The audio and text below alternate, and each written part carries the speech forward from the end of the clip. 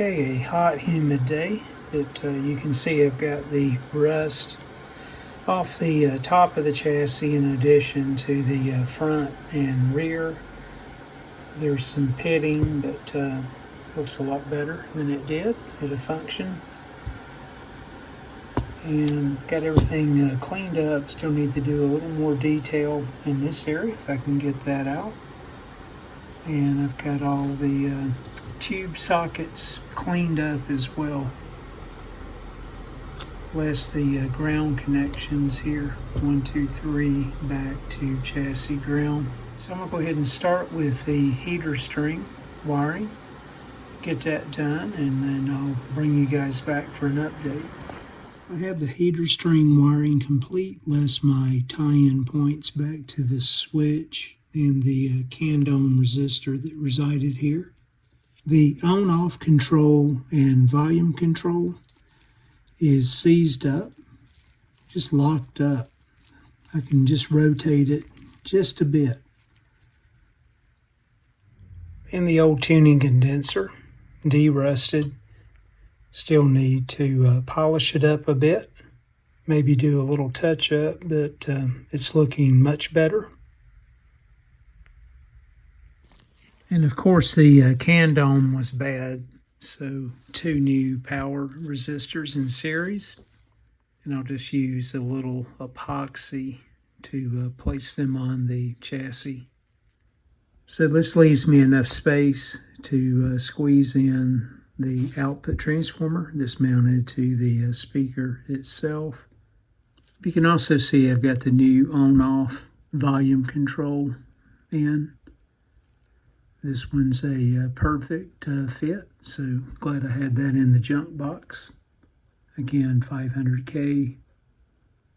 You can see the lamp holder bracket all rusted up as well. I was able to pry it off, put it down in some citric acid, and also the shaft for the tuning condenser. Get that de-rusted.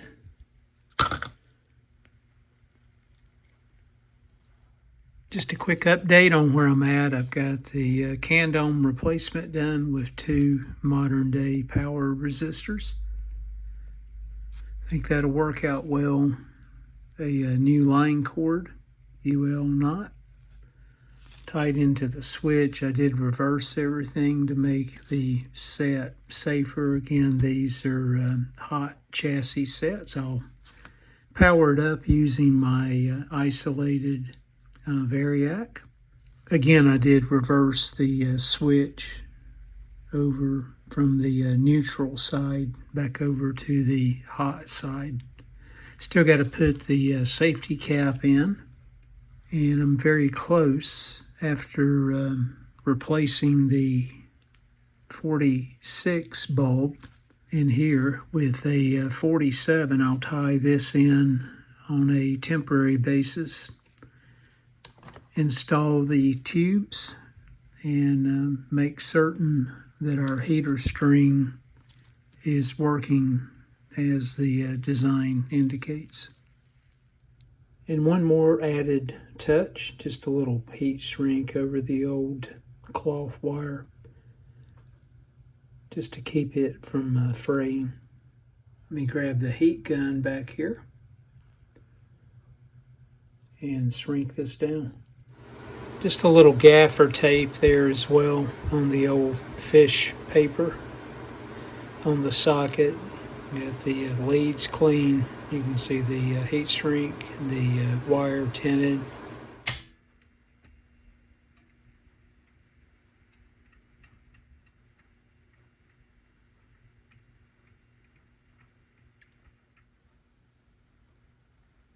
Okay, now I'm at 0.15 amps. That's what the heater string is rated at.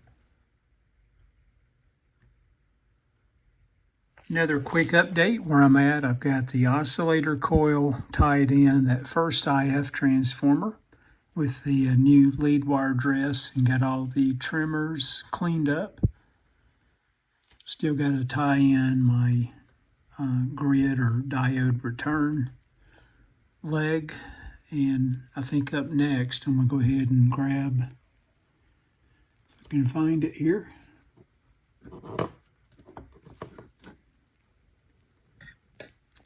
Go ahead and grab the second IF transformer, clean it up, and get it remounted here and tie it in. Okay guys, thought I'd bring you back. You can see I've made a little bit of hay since my last update. Just a few remaining tie-in points, a couple resistors here, another cap to add. Get the loudspeaker back in that I rebuilt with the field coil and the output transformer, and I think we'll be ready for a power up.